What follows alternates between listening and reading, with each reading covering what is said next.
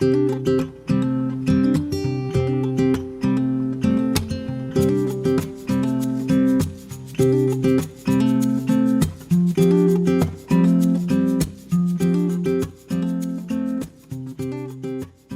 Simon Wren, and a very warm welcome to this evening's BAPS Wellness webinar, Men's Wellness, Understanding Prostate Health and Urinary Problems. My name is Daniel, a GP in Surrey, and I'm joined by Markan Bey, a consultant neuroradiologist at Charing Cross Hospital in London. We are both volunteers on the BAPS healthcare team. This webinar is part of a series hosted by the BAPS Wellness Initiative, which promotes lifelong well-being through nutrition, exercise, sleep, and stress management. This holistic approach is inspired by the values of our gurus, Pramukh Swami Maharaj and Mahant Swami Maharaj, whose guidance reminds us of the importance of caring for both our body and our soul. Many of these webinars are already available on YouTube, in case you missed them, and offer amazing content with phenomenal speakers and experts in the field. This evening, we'll be discussing prostate health and common urinary problems, issues that affect many men, particularly with age, yet are often not talked about openly. Unfortunately, this lack of discussion means that treatable conditions sometimes go unaddressed for far too long. Tonight's session aims to change that by providing clear, accessible information about how the prostate and bladder function, key symptoms to look out for, when to seek medical advice, and practical steps to safeguard our long-term urinary health. It is my privilege to introduce our expert speaker, Mr. Ashwin Sridhar, a consultant urological surgeon with the NHS, specialising in robotic surgery, prostate and bladder cancer management, and advanced minimally invasive techniques. He leads a busy private practice in London and is widely recognised for driving innovation in urological surgery and delivering outstanding patient care. Mr. Sridhar is also an active educator, regularly attending at national and international conferences and contributing expert insights on men's health, technology in healthcare, and patient empowerment. We are honoured to have him with us and are sincerely grateful for his time and expertise. I would also like to thank each of you for joining us this evening. We look forward to a session that we hope will be both informative and engaging, and one that encourages open conversations about an important aspect of men's health. A special note to the ladies tuning in, please do stay with us. Much of what we cover about bladder health is relevant to everyone, and your support is often crucial in encouraging the men in your lives to seek timely medical advice, something we see time and time again in clinical practice. There'll be an opportunity for questions after the talk, so please feel free to submit your questions in the chat at any point. We'll do our best to answer as many as possible. As we reflect on the importance of long-term men's health, it's worth highlighting a new resource that supports exactly that. The BAPS Wellness Vegan and Vegetarian Recipe Book offers a range of sattvic, vegetarian and plant-based dishes designed to promote sustained energy, balanced nutrition and overall well-being. With simple, wholesome recipes rooted in traditional principles and supported by modern health insights, this book is an excellent way to bring healthier choices into your daily routine and complement the lifestyle guidance we are going to discuss in today's webinar. Copies are available in our bookstores nationally. I would now like to hand over to Mr. Ashwin Sridhar, who will share his valuable insights and experience to help us better understand prostate health and urinary problems. Hey, Jai Shri Krishna, Jai Swaminarayan. My name is Ashwin. I'm a consultant urologist. Daniel, thank you very much for the very kind description and introduction. And also I would like to thank everyone who's invited me to talk today. I'll start off by sharing my slides. So men's health is a topic that's very close to what I do professionally, and also a lot of the time what I'm talking about even outside of work. And this being November, it marks Men's Health Awareness Month. And so it's just a time to prioritize our well-being and take charge of health with confidence. Now, why men's health matters? I mean, not that other women's health doesn't matter, but certainly when we tend to ignore a lot of what we could be detecting early. Early detection does save lives, and catching health issues early dramatically improves treatment outcomes and quality of life. As we all know, prevention is power, and sometimes simple lifestyle choices and regular checkups can prevent serious health complications down the line. An important aspect, as has already been alluded to, is to break the silence. So having open conversation about men's health encourages others to speak, help, and support each other. And like Daniel alluded to, welcome to the women joining the talk today. So it's not just about, taking care of your health, but the health of the family. And so everyone having an open conversation is very, very important. So just to sort of introduce a couple of organs that I'm going to be talking about today. So what is the bladder? The bladder is a remarkable organ. It does two things. It stores urine and it empties urine. And it works seamlessly with the kidneys to maintain a good body balance of excretion of products within the urine. So understanding how it helps, how it functions, will also help you recognize when something just isn't quite right. Now, one of the important topics to understand here is a healthy bladder holds around 400 to 600 mils of urine comfortably. And it also usually gives you plenty of warning before you need to go. And it allows you to empty at your will, almost fully, to the point where at the end of it, you should be feeling that you have emptied your bladder. And then it gives you a few more hours during the day and hopefully all throughout the night before you need to go again. Now, some common bladder concerns that I see as a urologist. Frequent urination. This is where you need to urinate more than 8 times a day, or you're waking up more than once at night. Now, this could sort of indicate that there is something underlying that we need to look into. Another thing is something called incontinence, which is the involuntary leakage of urine, and this can affect men and women, and it is usually treatable with the right approach. The third thing is painful urination, or when you have pain when you empty your bladder. This could be in the form of burning, stinging, or just mild discomfort. That might indicate that there is either an infection or irritation or inflammation within the bladder or surrounding organs that needs some medical attention.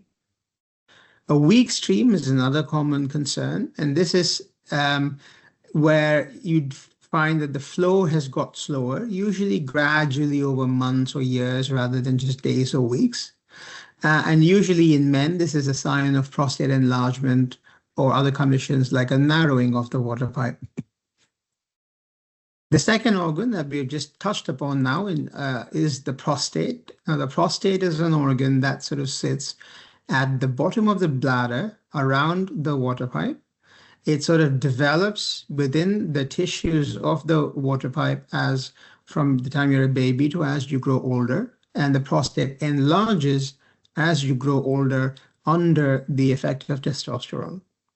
Now, the important function of the prostate is to produce nutrients and materials like the prostate-specific antigen that play an important role in reproductive health. Now, with time, the function of reproductive health goes down, but the prostate can still continue to enlarge, and that might cause some urinary symptoms with advancing age.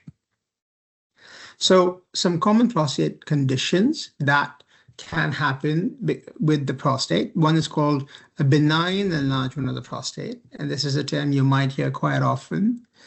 This is a non-cancerous enlargement, so this enlargement is not due to cancer. Now, if we look at all men above the age of 60, almost 50% of men will have an enlarged prostate, and it might not cause a symptom in all men, but certainly in most men, it will cause some sort of symptoms. Prostatitis is the term used for something which is an inflammation or infection of the prostate, which causes pain, fever, and difficulty emptying the bladder.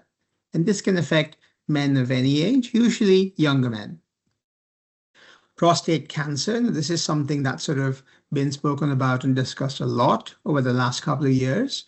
It is one of the most common cancers in men and is the second most common cause of cancer death in men.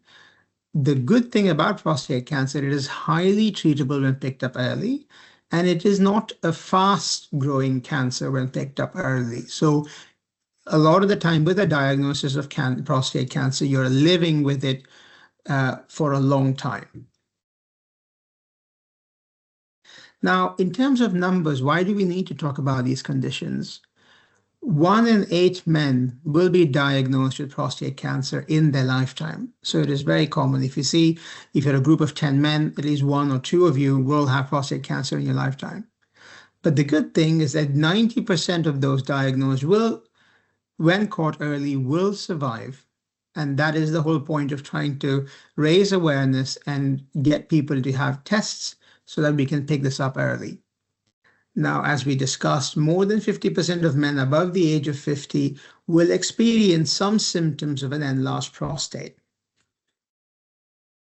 Now, what are the sort of warning signs that you shouldn't ignore? We spoke about the symptoms before, but these are sort of no warning signs. So if you see blood in the urine or blood in the semen, this requires immediate medical evaluation, even if it's just once and doesn't happen again. So it is something you shouldn't ignore, and it needs to be evaluated. Difficulty urinating. And this might be, trouble starting, trouble stopping, trouble maintaining good flow. This is not as urgent, but does need some evaluation to see what's happening and whether you can be made more comfortable. If you notice persistent lower back or pain in the pelvis, now the pelvis is an area in your lower abdomen leading onto just between your legs. And if you feel constant discomfort and pain there, it is something that needs evaluation. Now, if you notice unexplained weight loss or fatigue, there might be a lot of causes for this, but certainly it's worth evaluating to see if any of these urological conditions may be causing this as well.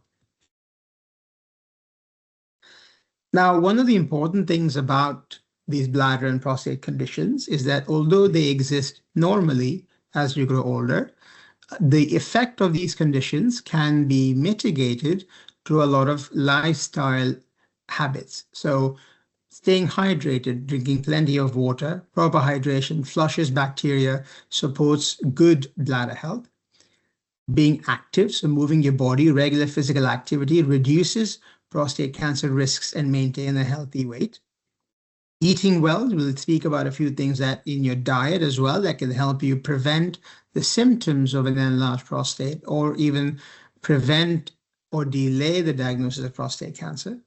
And obviously, as with everything, maintaining a healthy weight is important because obesity reduces the outcome from any sort of treatment for cancer or non-cancer. So certainly, maintaining a good weight is very, very important. Now, some of the things that will help with prostate health. So tomatoes, rich in lycopene, it's a very powerful antioxidant, and it can help with good prostate health. Flax seeds, chia seeds, walnuts, they're very rich in omega-3 fatty acids, and they reduce inflammation. Green tea certainly is very protective for bladder health. It does calm the bladder down, avoid caffeine. Vegetables like broccoli, cauliflower, they all sort of support detoxification and help reduce the inflammation within the bladder and the prostate. Then nuts also, in addition to being omega-3, they also have very high in minerals like zinc. Now, at what age do we need to be aware of certain things? So probably by the age of 40, you may or may not have any of these symptoms, but it's certainly worth having a discussion with your GP if you have a family history of prostate or bladder conditions, specifically prostate cancer. At the age of 50, you probably want to talk to your GP about having a first PSA blood test. Now, certainly, it doesn't mean that you have cancer immediately when you have an elevated PSA, but certainly it's worth just thinking about having that discussion with them. Between 55 and 70 is sort of the critical screening window. And this is when we typically find prostate cancer early that can be treated well and that can have good outcomes. Above the age of 70, it's more about continuing monitoring, maintaining good bladder and prostate and pelvic health.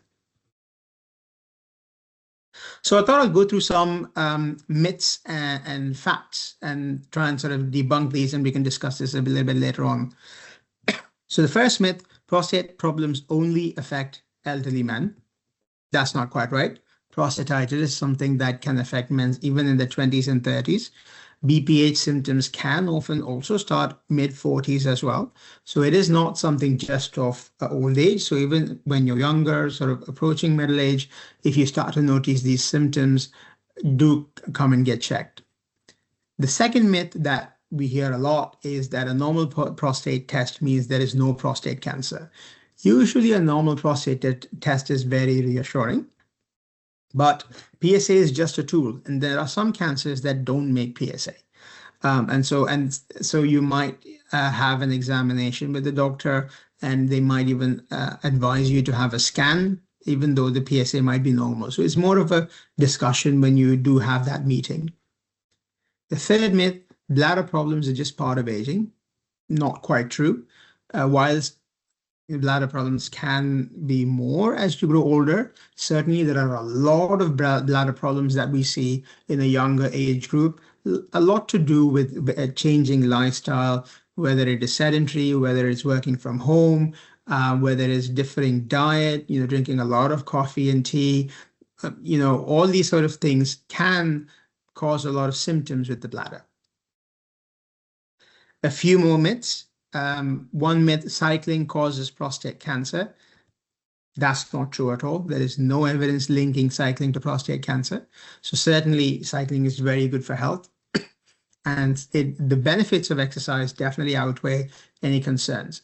Now, the only association with cycling is probably with PSA. So when you're having a PSA blood test, there are certain things you want to avoid for 2 to 3 days before you have a PSA blood test, which doesn't show an invalid increase, but otherwise, it doesn't cause cancer. You must eliminate caffeine completely. Moderation is key. So it's not quite that you have to completely get rid of caffeine, but certainly moderation is very, very important. Treatment always means surgery when you have prostate cancer. That's not quite true. Most of prostate cancer and benign prostate enlargement can be treated with lifestyle, with medication, with physiotherapy, and alternative treatments as well, which is not surgery. So certainly have that chat and don't be afraid. Even if you do need surgery, technology has evolved, and we can discuss the risk versus benefit of all of these things. So the important messages to take home from this talk really is it's time to talk. Many men avoid discussing bladder and prostate health because either they're embarrassed or they're afraid, but silence can be quite dangerous. And it's very important to talk openly about your health. It is not a weakness. It is a strength. So certainly have a chat, whether it's just with your partner or with your friends. It's very important to have a chat, because your story might encourage a friend, a brother, or colleague to seek help. So even though you may not need it, it might inspire someone else to do it. So how would you book your checkup? You contact your GP, get some questions ready. You can then attend your appointment. And then after that, you can have some follow-up after some tests. And then, that's how you go through the process of your checkup. Now, there are certain times when you might need to seek immediate help and not go to a GP as such. So if you feel that you're absolutely unable to pass urine, so that's something you have to go to A&E. If you have severe pain that is making you writhe, you can't get up, you can't do anything, that's another reason to go to A&E. If you see a lot of blood in your urine, which just isn't stopping, or that is stopping you from emptying your bladder, so that's another reason to go to A&E. So these are the 3 most common things that I would say if you are facing. These are urgent things that you definitely should not ignore. So take control of your health, educate yourself, talk about it, book your checkup, and live well. Your health is your future and your choice. So hopefully in this Men's Health Awareness Month, along with a lot of other things that are required for men's health, bladder and prostate health is also very important. And do have a chat and consider seeing somebody if you have any problems. So there are a lot of videos, and this will be part of the talk that you will be able to see. There are some animation videos. So if you scan the QR code, it'll get you to a link where all these videos should be available if you're interested in having a look. Thank you very much. That's me. And if any of you ever want to have a chat, just get in touch and we can always discuss anything further. Thank you very much. Thank you so very much, Mr. Sridhar. That was an incredibly informative and very practical presentation as well. I'm sure many of us have gained not only a clearer understanding of prostate and bladder health, but also a renewed appreciation of the importance of being proactive about looking after this area and consulting your GP and not ignoring symptoms and putting them off and really making sure we're addressing them properly. We'll now move on to the Q&A session. Before we begin, just a quick reminder, if you haven't yet submitted your questions, please do so now using the chat box, and we'll try our best to answer as many as time allows. While those final questions come in, again, I'd just like to reflect again on the key message of today's session. Men's health, especially urinary and prostate health, is something that can profoundly impact quality of life, yet so often ignored until the symptoms become severe.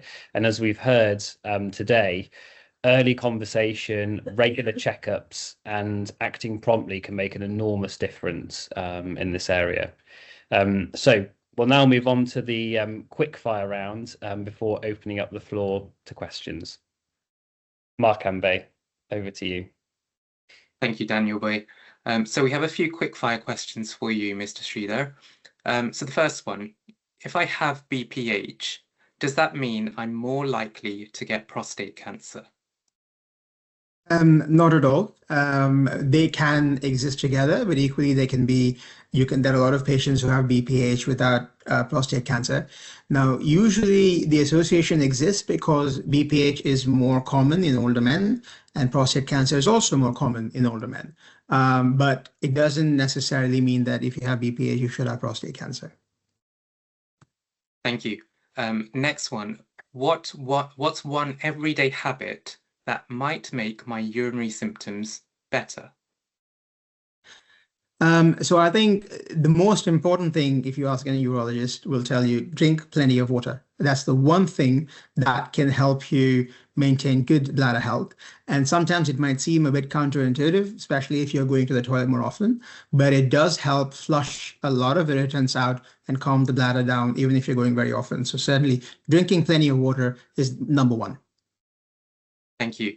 And along that line, what's one everyday habit that might make my urinary symptoms worse? One habit, maybe, if you're delaying going to the toilet. So a lot of people get very busy with their daily work, and they sort of put it as an afterthought, delaying going to the toilet to empty your bladder or delaying emptying your bowel, leading to constipation. That just makes things worse. So that's one thing you should definitely avoid. Thank you. Another quick fire one we've got is, what age should I start thinking about PSA testing? So that's a very good question. So I think if there is a family history of prostate cancer, then for men, we would say start at 40, have a chat and have with your GP so you can have the first PSA test. If there is no family history of prostate cancer, then 50 onwards is a good age to think about a PSA blood test. Okay. And pelvic floor exercises. So do they actually help men? Absolutely. Pelvic floor exercises are absolutely essential.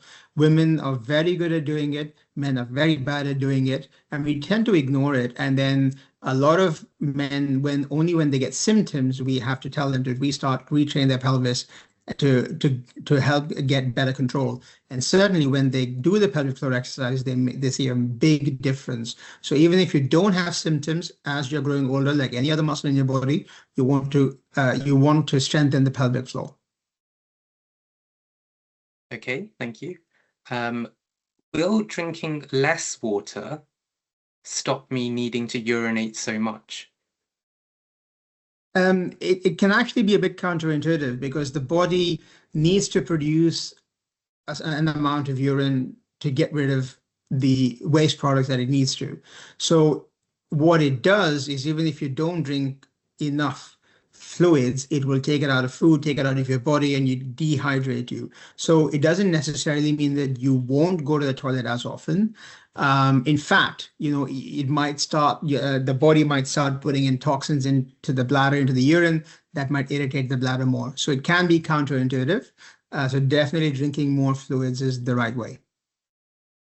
Okay, and a lot of people might have heard about cranberry juice. Do you think that helps with urinary problems? So cranberry juice belongs to a group of dietary supplements that can help on top of what you're already doing. So I wouldn't say it's a form of a treatment, but as a supplement, they are quite good in alkalizing urine, and that makes it less irritative, and that can help improve your bladder symptoms. Thank you. And one last quick fire question. Is holding in urine harmful? Holding in urine to train the bladder is good, as a part of pelvic floor exercises is good, but holding in for much longer, trying to ignore it, is not very good. It can sort of, if your bladder can't stretch or can't compress to empty it, that pressure can go up to the kidney. So it can be quite bad over time. Okay, thank you. We have some questions come through, so we'll start addressing some of them. The first one we've got is about some common day-to-day symptoms that people may experience. So is it bad that I often go to the toilet just in case? And why do I feel like I need to go again, even after I've just been? That's a very good question. That is a very, very common symptom. And it's one of the symptoms that you might notice when the bladder either gets very irritable, or if you're not able to empty your bladder completely, and there is always a little bit of urine that remains, and then even just adding a little bit more, you need to go. Now, going to the toilet just in case is not bad because, it is encouraging voluntary emptying and giving you control of what you're doing. But certainly if you feel that you're not able to empty your bladder or you're having to go very often and still, you feel that it's not emptying, that is something that you would need to speak to somebody about.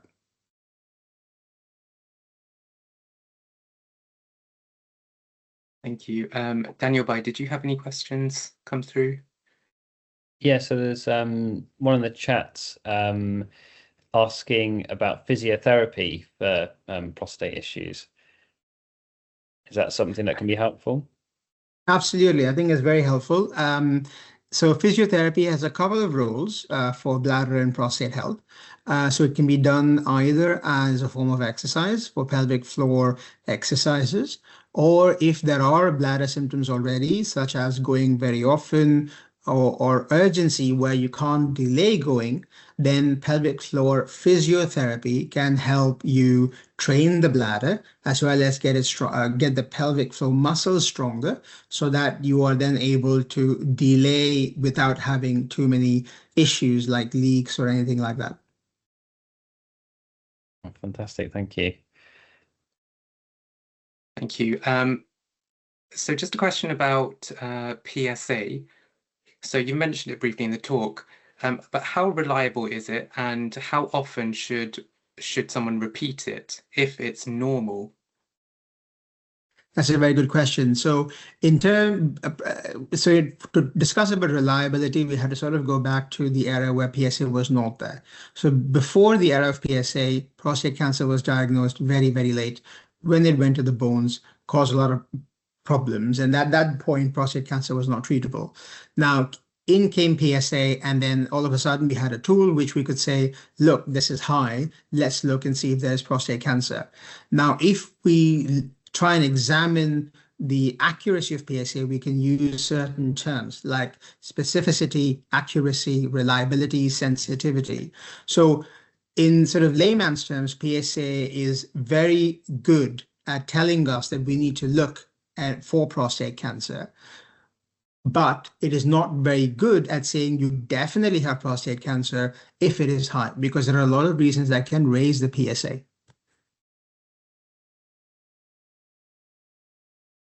There's a question in the chat asking about medications for BPH, the benign prostate enlargement. They mentioned one, tamsulosin.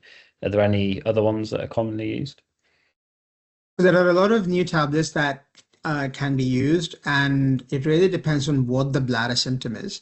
Now, if the symptoms are because of an enlarged prostate that is sort of pressing on the water pipe, there are two groups of treatment.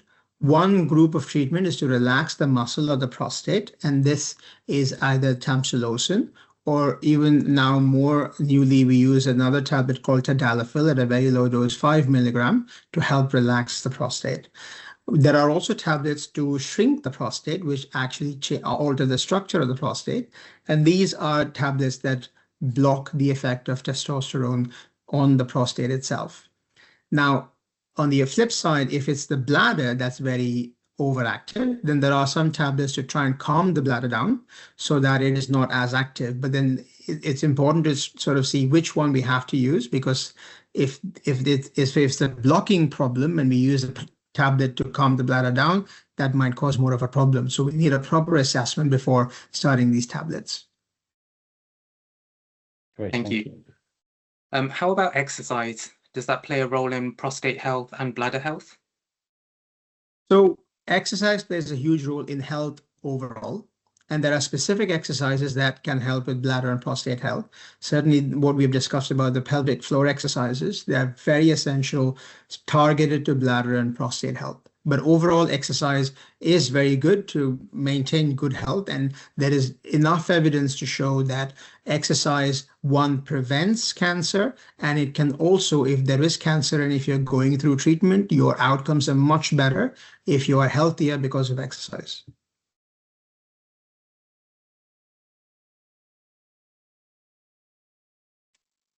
Okay, let me have a look. This is another good question. How can I avoid needing to get up multiple times at night to pass urine? That's a very common question that we hear. I think it is important for us to understand a lot of things about you before we can say there is one particular intervention to prevent waking up at night. There are some generic things that can help prevent waking up at night. One of them is not drinking too much fluids, say after 6 p.m. So it gives your body enough time to try and get rid of the fluids before you sleep so you don't have to wake up. Avoiding things like coffee and tea and irritants late at night will also help that you don't have to wake up at night. But certainly as you grow older, a lot of the times there may be underlying medical conditions that, other than the bladder and prostate, that might be waking you up at night. So things like, hypertension, treatment for hypertension, treatment for diabetes, treatment for heart conditions. A lot of these things can make the body create more urine and make you wake up at night. So it's important to try and understand what it is among all of these factors that is causing the symptom and then treating that. Thank you. So there's a question about how beneficial are other remedies such as stinging nettle, saw palmetto, vitamin D, lycopene, and if so, the doses and strengths that we should take. So the nice thing about supplements is that they don't cause harm when taken at sort of the prescribed doses. A lot of these supplements, along with no harm, might also have no effect, but there are certain supplements that we know are beneficial for men's health. So supplements that are rich in zinc, saw palmetto is very good. It has an active ingredient very much like tamsulosin, so saw palmetto does work. Lycopene is more of a dietary supplement like zinc that we know is good for prostate health. And would you recommend taking these, or should we discuss with our doctor if we are taking any of these? I think certainly discuss with your doctor first. So I wouldn't take any supplement without discussing with your doctor. A lot of these nutrients are available in good, healthy diet. So if you have a good, healthy diet, then you don't really need any supplements. But certainly if you have conditions and you want to trial supplements, have a chat first, and then you can add these on. Tying in with our wellness theme, particularly the stress management side of things, can stress affect how well the bladder works? Absolutely. We see it increasingly that stress can make the bladder more irritable. It might, make it look like there is absolutely something massively wrong with the bladder. And a lot of the time, when usually stress associated with work, when they leave the job, find something else which is not as stressful, immediately the symptoms go away. So the stress is definitely something that can affect the bladder. There's a couple of questions about caffeine. So one about, besides drinking water, is coffee and tea okay? I know you mentioned earlier about not having them too late at night. And the other one was about green tea capsules contain caffeine. Are they still okay to take? So caffeine in any form can affect the bladder. Again, as we discussed, it's sort of more about moderation rather than saying that you should completely avoid it. Because there is a issue with compliance if we suddenly say you've been drinking this for 30 years and you have to suddenly stop it. Certainly, there are certain teas that are beneficial, that are very rich in antioxidants. So what I would say as a generic rule of thumb, water is the best. Then you can sort of have things that are more sort of antioxidants, low in caffeine, but no harm in having something that has caffeine in moderation. We've had a question come up about specific PSA values. I'm just wondering sort of what your advice is about that at different ages. Yeah, so that's a very good question. I mean, previously we used to have age-defined PSA levels that we used to suggest for investigation. Now we almost have a blanket rule. Any PSA above 3, we would advise for investigations at that point. And if it is below 3, then we would just say, have a check of PSA maybe once a year to make sure it doesn't go up. Okay, thank you. We've got a question about kidney stones. So are these down to an enlarged prostate? There are a lot of causes for kidney stones. Enlarged prostate can cause stones in the bladder. It won't cause stones in the kidney. Most of the times, kidney stones are caused because of reduced fluid intake or underlying conditions in the body that cause salts to be precipitated in the kidney.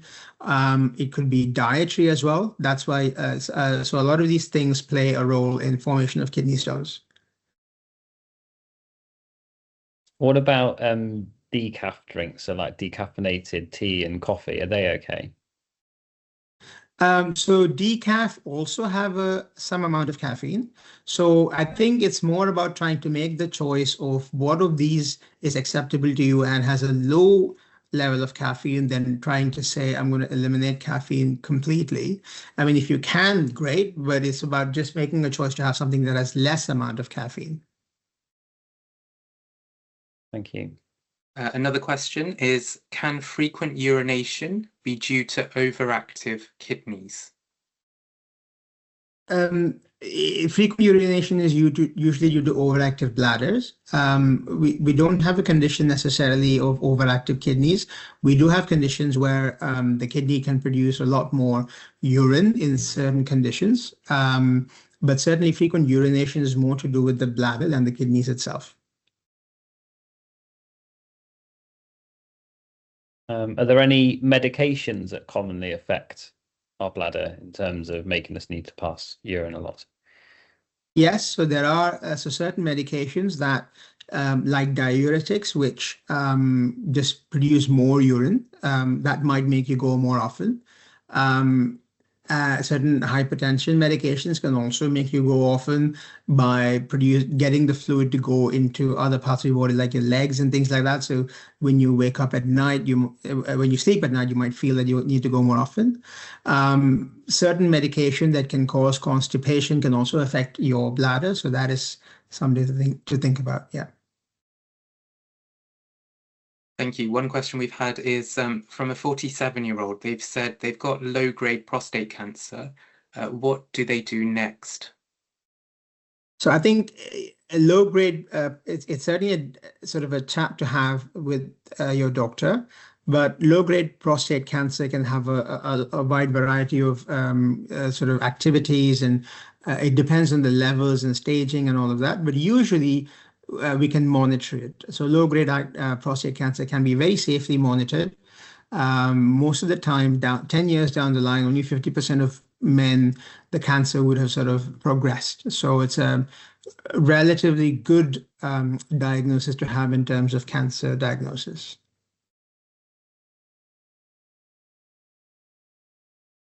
I think sort of going, I know you touched on the sort of worrying symptoms, I guess, that we sort of would definitely want to get investigated promptly.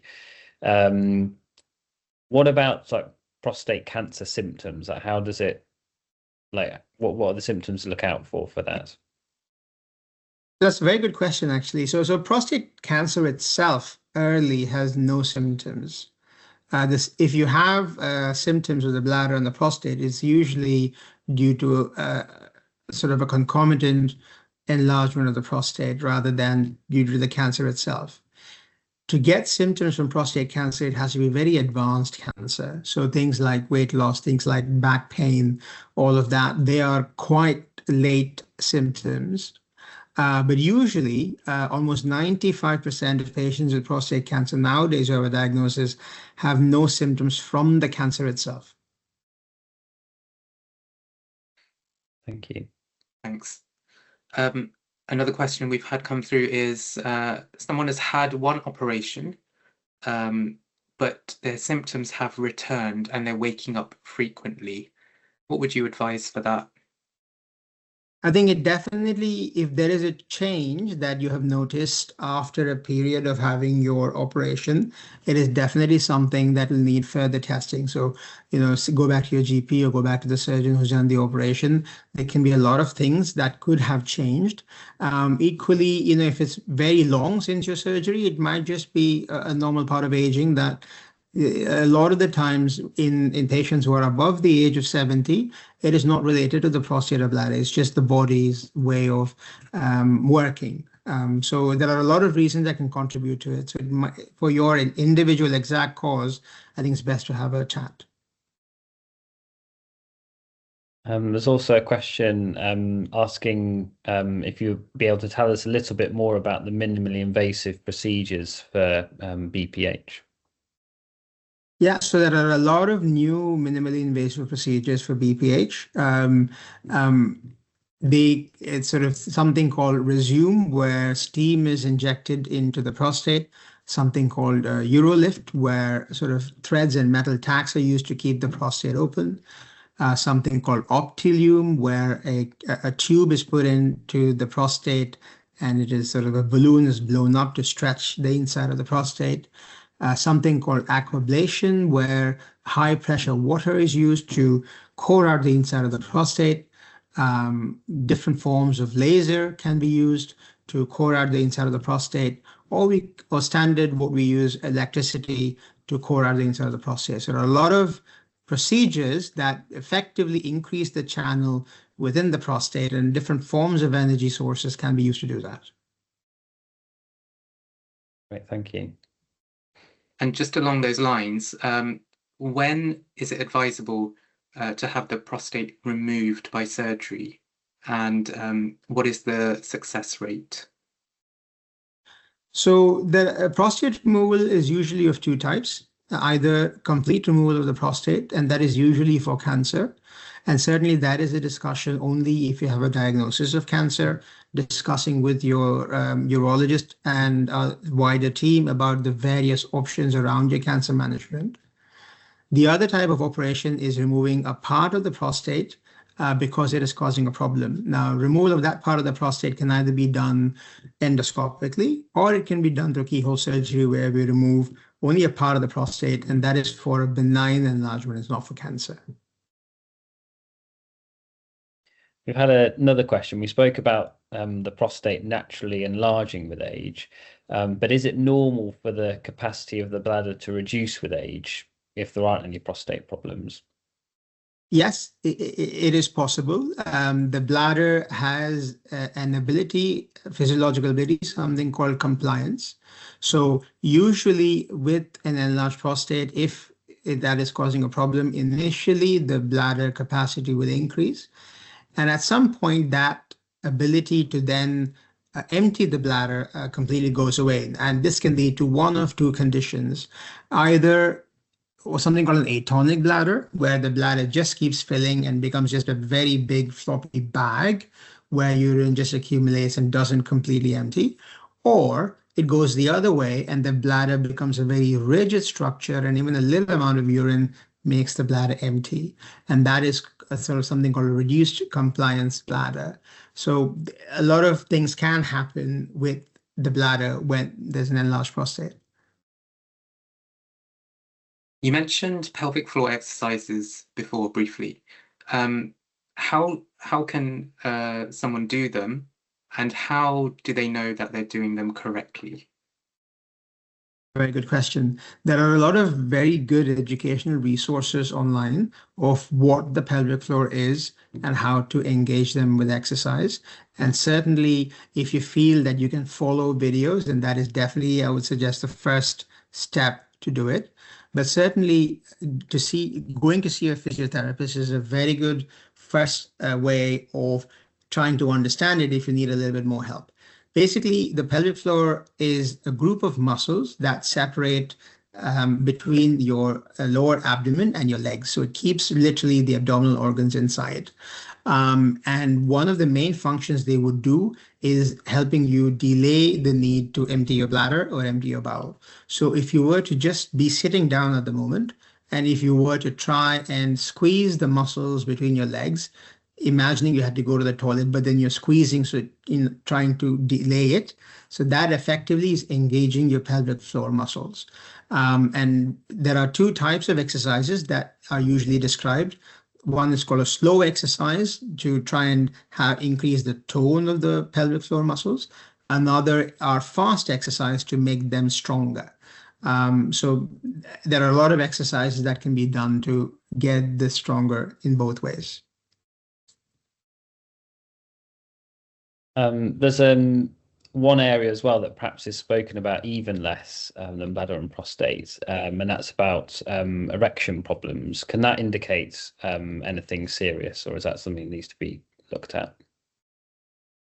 I mean, erection problems is usually a symptom rather than an underlying condition. The most usual association between erection problems is actually heart disease, so something completely unrelated to urology. So it is one of the first indicators of heart disease. So that is something that you would need to talk to your GP about, of getting a heart checkup.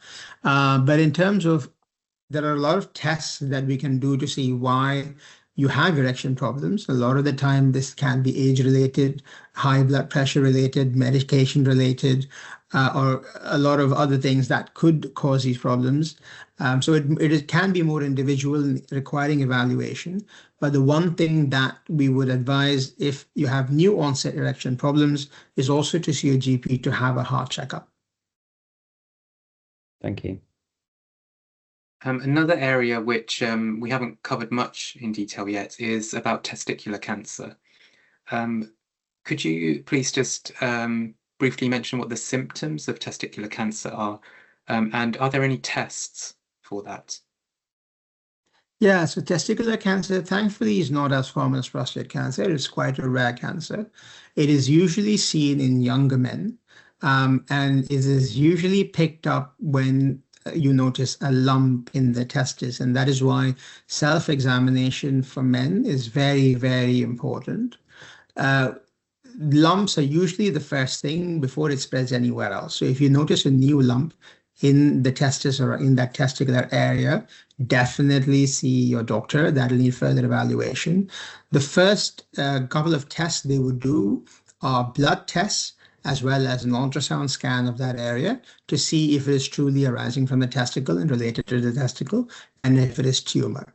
So the worst case scenario, if it is a lump in the testis and it needs treatment, then you will be referred to a urologist like myself, and then we will talk to you about what that involves. But thankfully, it's quite rare. But again, it is something that we can catch early and has good prognosis if caught early. Thank you. You very kindly spoke earlier about the different procedures, the minimally invasive procedures for BPH and benign enlargement of the prostate. Are there any that are preferred or that have sort of the best outcomes, someone would like to ask? So I think it's a very individual discussion depending on the size of the prostate, what type of medication you're on, and what the exact symptoms are. Now, if we were to take a very large prostate that is causing problems with flow, then the newer procedures like aquablation have very good outcomes with allowing you to improve the flow, as well as maintaining a lot of functions such as being able to control the bladder, not cause any problems with erections, still allow you to have what's called antegrade ejaculation or having a normal ejaculation. A few of the other procedures that are there, they can have side effects in varying sort of proportions. And so that's why I think currently, I think aquablation and has the sort of the best outcomes for reduced flow and an enlarged prostate. Thank you. Another question that's come through: how do we stop weak flow and leakages? So I think it is important to sort of for us to understand why there is a weak flow and why there is a leakage when that leakage is happening. So it definitely needs an evaluation. Prior to evaluation, the first thing you can try and understand is how is your diet, how is your fluid intake, are you constipated, can you engage your pelvic floor muscles and try and hold it in, things like that. If you have done all of those conservative measures, then I think it'll need an evaluation to see if this is because of an enlarged prostate and why you're leaking. Great, thank you. I think we're sort of drawing towards the end of our time today, and I mean it's been such a great discussion with lots and lots of key learning and take-home points. But I'd just like to take the opportunity on the behalf of the entire BAPS wellness team to extend our heartfelt gratitude to Mr. Ashwin Sridhar for joining us today to deliver not only an exceptionally clear, insightful and practical session, but also to spend so much time answering our questions so well. And your expertise in urology and the compassionate way you presented this topic. I mean, I'm sure everyone else agrees. You know, we've been truly empowered this evening to take control of our health, and I really feel like our community has a much better understanding of these conditions. So thank you so much for that. And a sincere thank you as well to everyone that's joined us this evening, men and women alike. Your engagement, your questions, your willingness to participate is what makes these webinars so impactful. And we hope tonight's session encourages positive habits, an open dialogue at home, and seeking help early when any concerns arise. I'd also like to encourage you to explore the many other wellness webinars that are available on the BAPS UK and Europe YouTube channel. There's such a wealth of topics there with lots of important insights as well.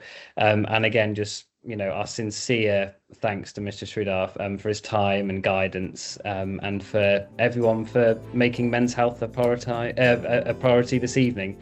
So good night, and Jai Swaminarayan. Thank you very much. Thank you for the opportunity. Thank you.